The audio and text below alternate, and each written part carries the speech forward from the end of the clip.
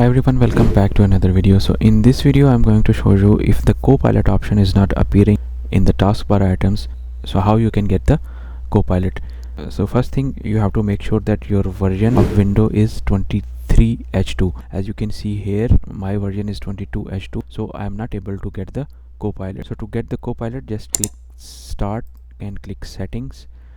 Under the Windows update, you have to check for the updates. In my case, Windows 11 version 23H2 is available. I will click download and install.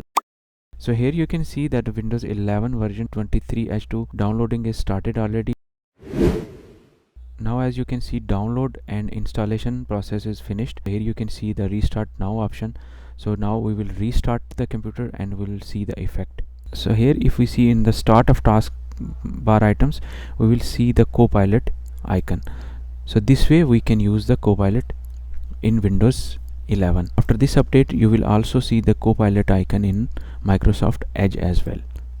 So that's it for today. See you in the next video.